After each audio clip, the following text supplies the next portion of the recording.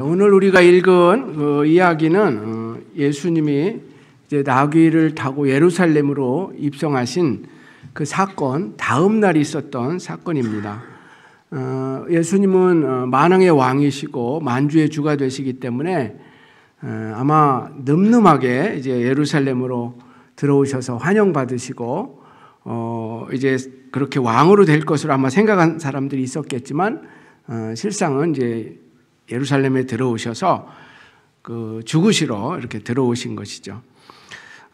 예수님은 일반 세상의 왕들과는 다른 모습으로 들어오셨습니다. 세상 왕들은 아마 왕이 된다면 말을 타고 이렇게 환영을 받았겠죠. 그런데 예수님은 겸손하셔서 나귀를 타고, 그것도 나귀 새끼를 타고 예루살렘으로 들어오셨습니다. 이제 많은 환영을 받았지만 이제 얼마 후에는 또 십자가에 못 박히라는 그런 소리를 듣고 십자가에 못 박히는 일도 당하시게 된 것입니다. 예수님께서 첫날 예루살렘에 들어오셔서 처음 가신 곳은 성전이셨습니다. 성전을 가셔서 한번 둘러보시고 그냥 베다니로 돌아오셔서 첫날은 주무셨습니다. 그리고 이제 다음 날 사역을 시작하셨죠. 왜 예루살렘에 가서 다른 곳도 많이 있을 텐데 성전을 보고 오셨을까?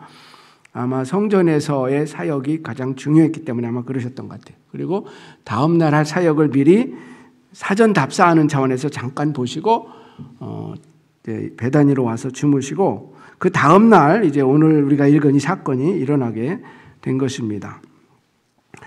마가는 그 이튿날 있었던 사건을 다룰 때에 그 샌드위치 기법을 통해서 그 중요한 메시지를 전해주고 있습니다. 아마 여러분 중에서도 샌드위치를 좋아하시는 분이 있을지 모르겠어요. 보면은 샌드위치는 이제 앞뒤는 빵으로 이루어져 있고 가운데에다가 자기가 좋아하는 것을 넣어서 이제 먹는 그런 음식이죠. 뭐 식성에 따라서 어떤 사람들은 거기에 야채를 넣을 수도 있고 또 고기를 넣을 수도 있고, 우리 한국 분들은 계란 감자 샌드위치나 뭐 참치 샌드위치 만들어서 드시는 것을 좋아하는 것 같습니다. 지금 마가가 전하고자 하는 중요한 메시지, 너무나 충격적인 메시지인데 그것을 이 샌드위치 기법을 통해서 우리들에게 전해주고 있습니다. 그 샌드위치를 한번 다시 상상해 보시면은 가운데에 들어간 내용, 그 내용이 뭐냐면은 예수님이 성전을 깨끗하게 청소하신, 깨끗하게 하신 사건입니다.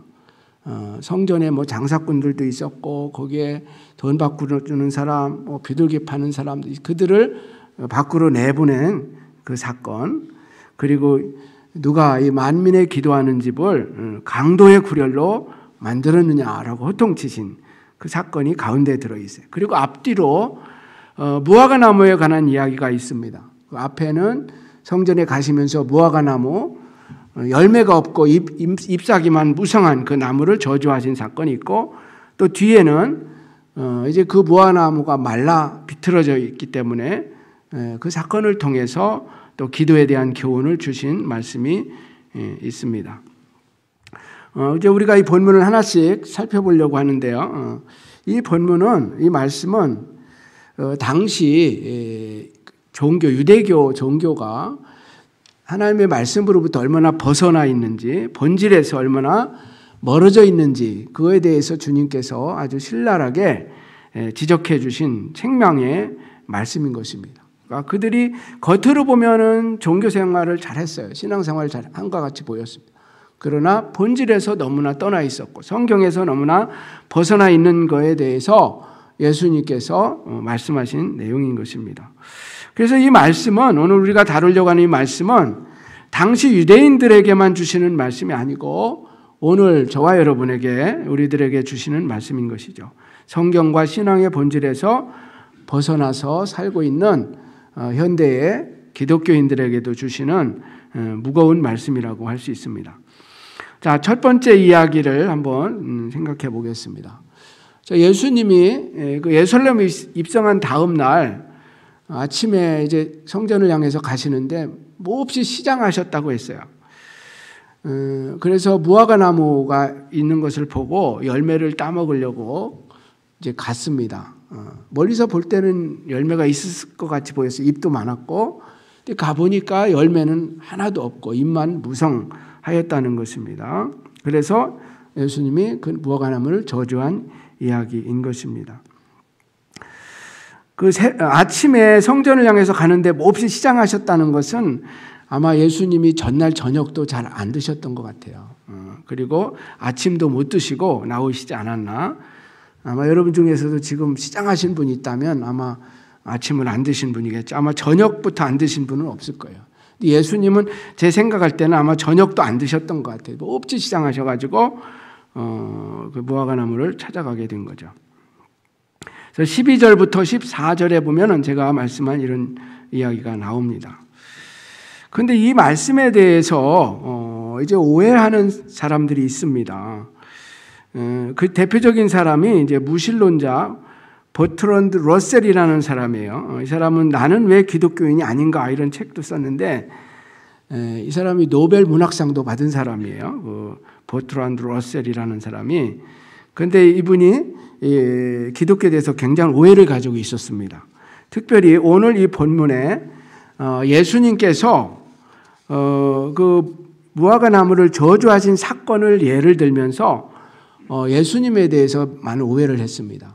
예수님이 좀 이상한 사람이라는 거예요. 배고프면 배고팠지 그것도 왜 무화과나무에다가 이렇게 저주를 하느냐. 이건 좀 정신적으로 이상한 것이 아닌가. 이렇게 조롱하기까지도 했던 사람이죠. 여러분들은 어떻게 생각하세요?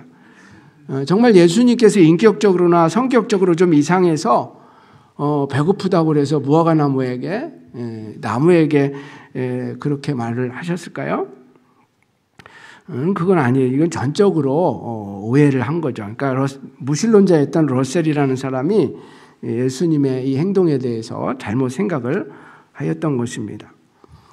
여기서 예수님이 시장할 때 무화과나무를 저주하신 사건은 배고파서 화가 나서 무화과나무한테 분풀이를 한 게 아니라는 거예요. 상징적인 사건이고 이거 하나의 비유입니다. 예수님은 당시 구약 시대도 그렇고 예언자들은 어떤 행동이 곧 예언이 되는 경우가 있어요. 예수님의 이 행동은 당시 유대 종교에 대한 어떤 하나님의 심판에 대한 메시지를 담고 있습니다. 당시 유대 그 종교 그리고 종교 지도자들이 어떠했습니까? 그들이 본질에서 벗어나서 열매 없는 무화과나무처럼 겉은 무성한데 내용이 없는 그러한 종교로 전락해버린 것에 대해서 질책하고 있는 것입니다. 여러분 무화과나무는 당시 이제 그 무화과나무 생각해 보죠. 정상적인 나무는 아니에요. 보통 무화과나무라면 아직 제철은 아니라 그랬어요. 제철이 아니기 때문에 맛있게 익은 무화과나무는 예수님이 기대하신 거 아니에요. 아직 철이 조금 이르기 때문에 그래도 푸릇푸릇한 무화과는 있어야 됐습니다. 그 과실이 있어야 됐죠. 그런데 가보니까 아무것도 없는 거예요. 잎만 무성하고. 그래서 이제 저주를 했는데 결국 이것은 열매를 기대했는데 열매가 없는 그거에 대해서 지금 지적하고 있는 것입니다. 당시 유대교 또 유대교를 믿던 그 이스라엘 사람들의 그 신앙의 어떤 모습, 열매 없는 모습에 대해서 주님께서 말씀하신 것입니다. 그러니까 겉으로 보면 정말 무화과나무였죠. 잎도 무성하고 열매가 있었을 것 같았어요.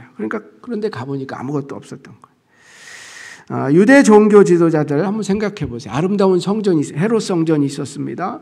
거기서 또 동물을 잡아서 제사도 드렸습니다. 겉으로 보면은 아름다운 성전에서 멋진 예배가 드려지고 있는 것 같이 보였어요. 그러나 본질을 들여다보면은 아무것도 없는 껍데기였다는 것이죠. 하나님을 존경하는 마음도 없었고 말씀에 대한 순종도 없었고 그래서 그 당시 유대 사회는 하나님의 말씀이 실현되는 사회가 아니라 온갖 거짓과 불의와 탐욕과 음행이 횡행하는 그런 사회가 되어버리고 말았던 것입니다. 그래서 온유하시고 사랑 많으셨던 그 예수님께서 성전을 가시면서 그 무화과나무에게 갔다가 저주하는 그 말씀을 하신 거죠. 이제부터 영원히 사람들이 내게서 열매를 따먹지 못할 것이다. 여러분, 사람들이 무화과나무에게 열매를 기대하는 것은 전혀 이상한 게 아니죠.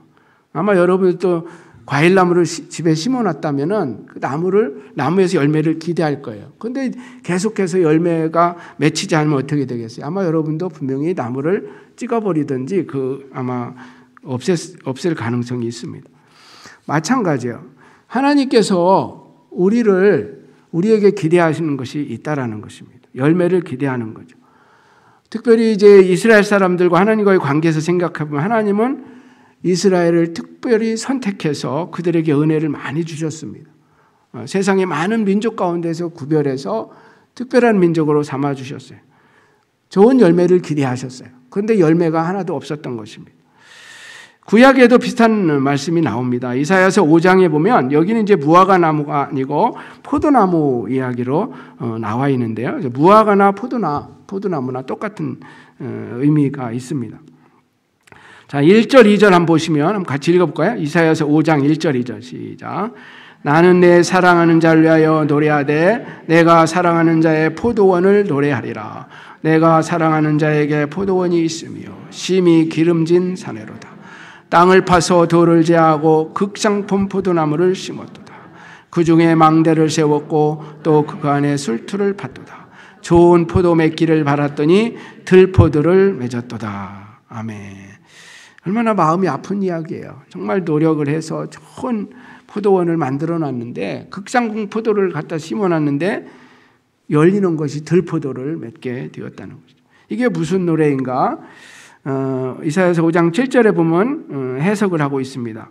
물은 만군의 여호와의 포도원은 이스라엘 족속이요 그가 기뻐하시는 나무는 유다 사람이라. 그들에게 정의를 바라셨더니 도리어 포악이요 그들에게 공의를 바라셨더니 도리어 부르짖음이었도다.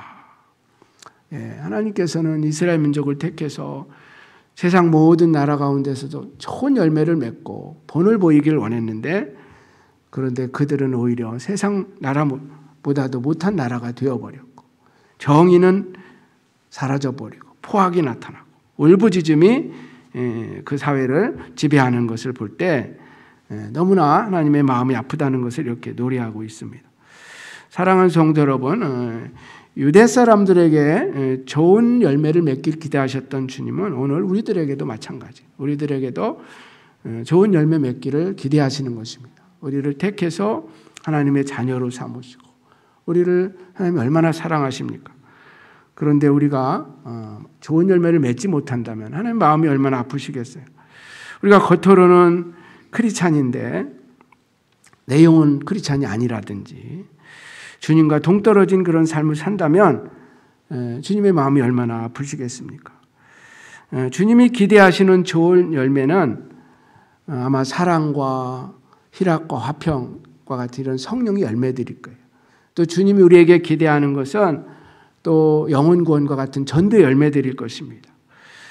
주님께서 우리들에게 열매를 구하신다면 여러분 어떤 열매를 주님께 보여드리겠습니까?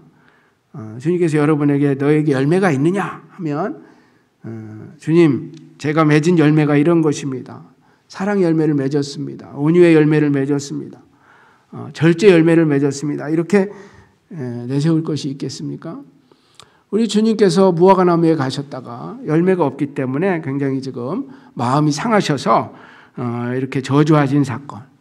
예수님이 배가 고파서 화를 내고 그런 게 아니라 비유, 하나의 상징이라는 거죠. 하나님께서 기대하시는 것을 우리 성도들이 맺지 못할 때 하나님의 마음이 얼마나 아프신지에 대해서 말씀하고 있는 것입니다.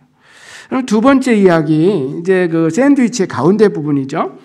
이것은 어떻게 보면 더 충격적인 사건이에요. 당시 그 유대인들에게 있어서는 예수님이 성전에 들어오셔가지고 성전에서 장사하던 사람들, 매매하던 사람들 내쫓아 버렸습니다. 성전 안에서 내쫓았고 또 그 상을 뒤집어 환전상, 그러니까 당시 이제 다른 돈을 가져와 가지고 성전에서 그 성전의 돈으로 바꿔서 재물을 사가지고 하나님께 바치는 아마 그런 관습이 있었던 것 같아요. 그래서 환전상들의 상도 없고 비둘기 파는 자들의 의자도 둘러 엎으시는 그런 사건이 일어났습니다. 이것은 이제 예수님께서 성전을 깨끗하게 하신 사건으로 우리가 알려져 있죠. 근데 여기서 성전 안에서 그들을 내쫓았다고 그랬는데 엄밀히 말하면 이제 그 예배를 드리는 성전 안이 아니고 거기서 장사를 했던 건 아니고 밖에 뜰에서 했던 거예요. 성전 뜰에서. 그러나 유대인들은 성전 뜰도 큰 의미에서 성전으로 보았습니다. 거기에서 장사하던 것들을 예수님께서 이렇게 책망하신 것입니다. 근데 이렇게 하셨다는 것은 주님이 아직까지도 유대인들에 대해서 사랑을 거두지 않으셨다는 것을 알 수 있어요. 그들에 대한 기대를 완전히 거두신 것은 아니라는 것을 알 수 있습니다. 만약에 예수님께서 유대인이나 성전에 대해서 전혀 기대하는 것이 없다면 성전에 가지도 않으셨을 것 같아요. 거기에 가실 일도 없죠. 우리도 누군가를 사랑하면 가서 얘기도 하고 충고도 하지, 사랑하지 않는다면은 사실 찾아가지도 않잖아요. 마찬가지예요. 예수님께서 지금 가슴 아프지만 성전에 찾아오셔서 그 일을 하셨다는 건 아직도 유대인들에 대해서, 유대교에 대해서 주님이 그 기대를 하는 것이 있으셨다는 것을 알 수 있습니다. 당시 성전과 종교인들에 대해 주님이 실망하신 점은 앞에서도 말씀드렸지만 성전의 본질, 신앙의 본질을 잃어버렸기 때문이죠. 성전은 하나님을 예배하는 곳이죠. 하나님의 집입니다. 사람이 거기서 높임받거나 경배받는 곳이 아니었습니다. 그리고 성전은 어떤 장사하는 곳이 아니라 기도하는 집이었습니다. 하나님을 찾는 곳이고 하나님을 만나는 곳이었습니다. 그런데 당시 제사장들과 그 성전의 어떤 맡은 사람들은 이런 본질에서 많이 벗어났습니다. 그래서 하나님보다 자기들이 높임받고 자기들이 영광받는 장소로 전락을 시켜버리고 말았습니다. 인간의 욕심과 이익을 위한 장소가 되어버리고 말았어요. 그래서 거기서 왜 매매가 이루어졌냐면 이권이 거기에 담겨져 있었던 것입니다. 멀리서 오는 사람들이 재물을 끌고 오지 않고 와서 거기서 사서 재물을 바치는 그런 제도를 통해서 많은 이권들이 오고 갔던 것 같아요. 그래서 그런 변질이 일어나게 된 것입니다. 예수님은 그래서 만민이 기도하는 집을 강도의 구렬로 만들었다라고 말씀하고 있습니다. 17절 말씀이죠. 한번 같이 읽어보죠. 17절 시작. 이에 가르쳐 이르시되 기록된 바 내 집은 만민이 기도하는 집이라 칭함을 받으리라고 하지 아니하였느냐. 너희는 강도의 소굴로 만들었도다. 예, 기도하는 집을 강도의 소굴로. 그런데 이것은 어떤 눈에 보이는 성전만 얘기하는 건 아니겠죠. 오늘 우리의 마음이, 우리의 몸이 성전이라고 생각한다면 과연 우리 마음은 깨끗하게 정결하게 되어 있는가? 하나님을 예배하는 그런 마음으로 성령으로 채워져 있는가? 아니면 우리의 마음이라는 성전이 온갖 세상 것들로 가득 채워져 있지는 않은지 한번 되돌아봐야 되겠어요. 오늘 이 말씀은 당시 유대인들에게만 주는 말씀이 아니고 오늘 우리들에게 주시는 말씀이라는 걸 꼭 기억했으면 좋겠습니다. 과연 우리는 신앙의 본질을 잘 지키고 있는가? 혹시 본질을 잃어버리고 껍데기만 붙잡고 있지는 않은지. 성도라는 이름은 있는데 성도가 거룩한 사람이라는 뜻이잖아요. 우리의 삶은 거룩하지 않을 수도 있고 그리스도인, 그리스도를 따르는 사람이라는 의미가 있는데 그리스도를 따르지 않고 자기 마음대로 살고 있지는 않은지. 우리 마음도 성전인데 우리 성령이 거하는 성전, 성령이 우리를 지배하고 성령으로 충만한 성전이 아니라 온갖 탐심과 욕심으로 가득 차 있지는 않은지 점검해 왔으면 좋겠어요. 오늘 우리가 왜 이 말씀을 나누냐면 이제 이번 주간이 고난주간인데요. 1년 52주 중에 가장 거룩하게 우리가 지내는 한 주간입니다. 주님의 고난과 십자가를 묵상하면서 우리의 신앙과 삶도 한번 점검해 봤으면 좋겠습니다. 혹시 말씀에서 본질에서 벗어난 것이 있다면 돌이키는 그런 한 주간이 되기를 축복합니다. 자, 그렇다면 이러한 본질에서 벗어난 상태에 있다면 어떻게 다시 회복할 수 있을까요? 본질의 회복에 있어서 무엇이 가장 중요할까요? 오늘 예수님께서 여러 가지도 말씀하실 수도 있었지만 한 가지에 대해서 우리에게 많이 말씀해 주셨습니다. 그 한 가지가 뭐냐면은 기도를 회복하는 것이다. 성전을 향해서도 다르게 부를 수도 있었지만은 만민이 기도하는 집이다. 기도에 대해서 말씀해 주셨습니다. 그리고 그 샌드위치의 이제 세 번째 부분에 해당하는 마지막 부분에서도 기도에 대해서 가르쳐 주셨어요. 제자들이 다음 날 이제 그러니까 뭐 무슨 날이에요? 이제 셋째 날 되겠죠. 첫째 날 예루살렘 들어오셨고, 둘째 날 성전에서 가르치셨고, 이제 그 다음 날 다시 성전을 향해서 가면서 그 무화과 나무를 봤습니다. 주님이 어제 저주하신 그 무화과 나무죠. 보니까 뿌리채 말라버렸어요. 그런 일은 있을 수 없잖아요. 하루 사이에 그렇게 말라버릴 수가 없잖아요. 누가 와서 뭐 불을 놓은 것도 아니고 완전히 말라버렸어요. 뿌리채 처음부터 끝까지. 그러자 베드로가, 질문이 많은, 호기심이 많은 베드로가 주님께 묻습니다. 주님 보십시오. 저 무화과 나무가 말라버렸습니다. 어떻게 된 겁니까? 그때 예수님께서 22절에서 24절까지 말씀해 주셨는데, 여기서 믿음과 기도에 대한 교훈을 주셨습니다. 같이 읽어보죠. 22절에 24절 시작. 예수께서 그들에게 대답하여 이르시되 하나님을 믿으라. 내가 진실로 너희에게 이르노니 누구든지 산더러 들려 바다에 던져지라 하며 그 말하는 것이 이루어질 줄 믿고 마음에 의심하지 아니하면 그대로 되리라. 그러므로 내가 너희에게 말하노니 무엇이든지 기도하고 구하는 것은 받은 줄로 믿으라. 그리하면 너희에게 그대로 되리라. 아멘. 예, 이스라엘 사람들, 당시 이스라엘 사람들이 본질에서 벗어났다고 그랬죠. 그들의 문제의 본질이 뭘까요? 문제의 핵심이 무엇일까요? 오늘 이 예수님의 말씀에 비추어 볼 때 그들이 믿음을 잃어버린 것, 그리고 기도를 잃어버린 것이 그들이 본질에서 벗어나는 이유가 되었다라는 것입니다.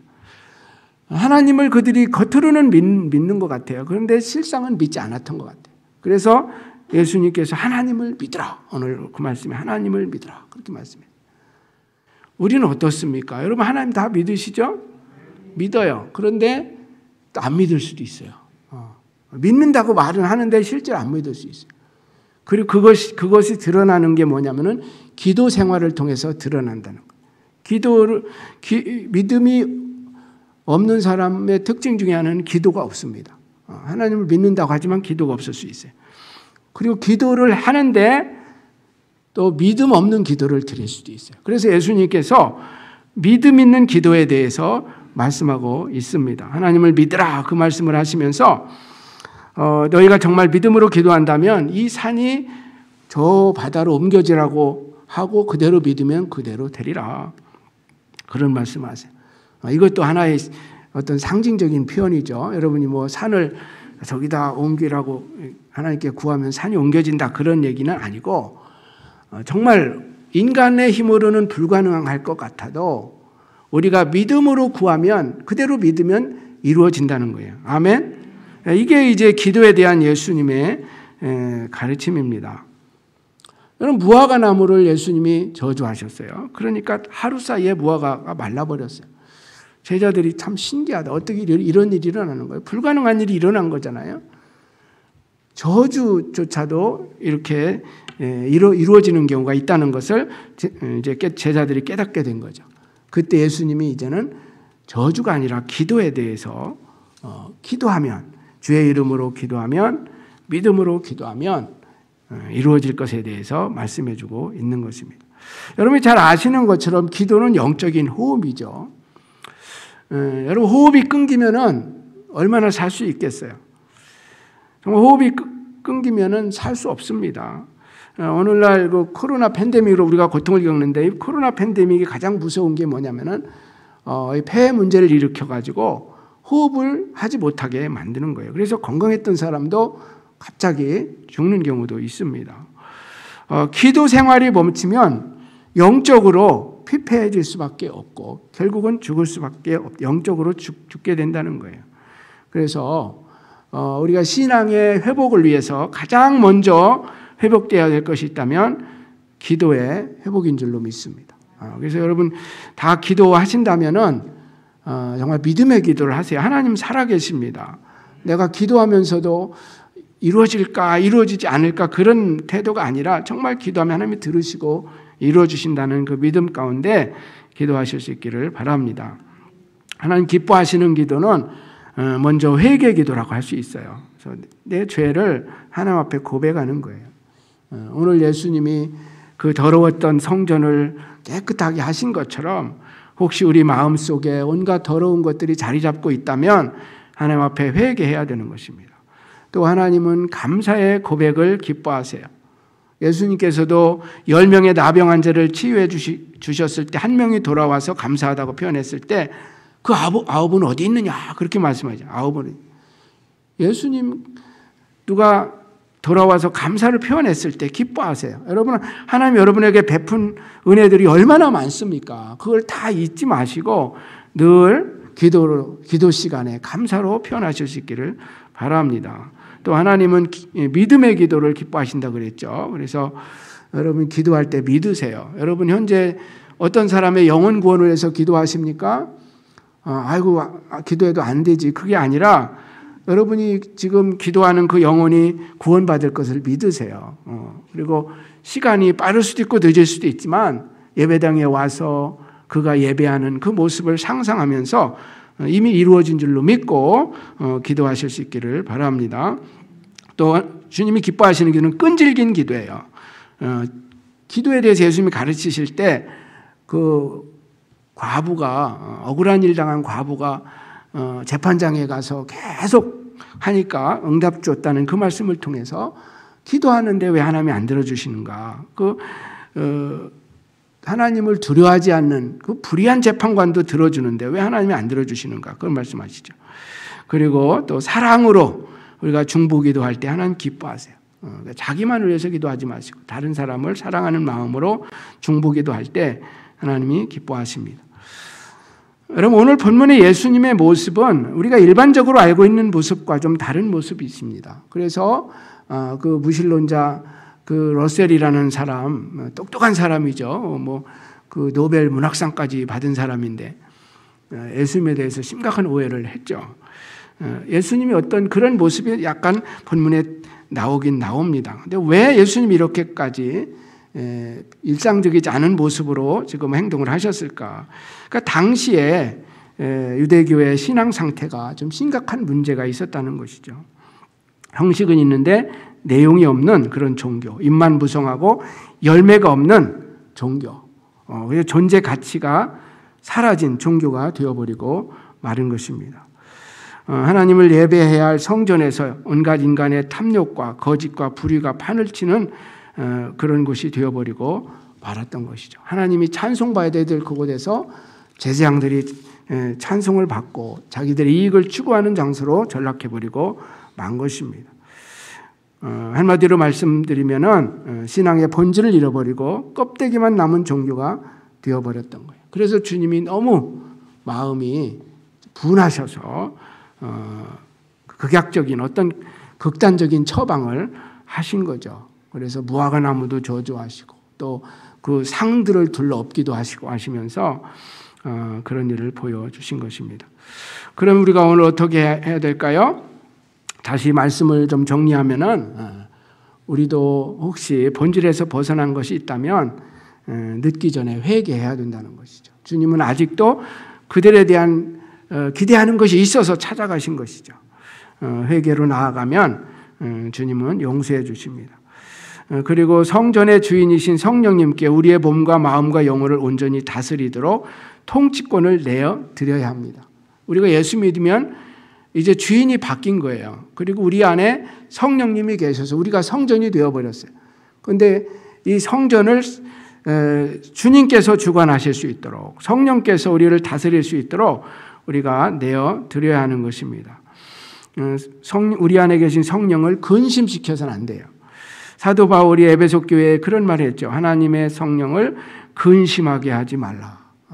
우리 안에 계신 성령님을 우리가 무시하고 우리의 주인 되신 성령님을 우리가 무시하면은 성령님께서 근심하게 된다고 했습니다.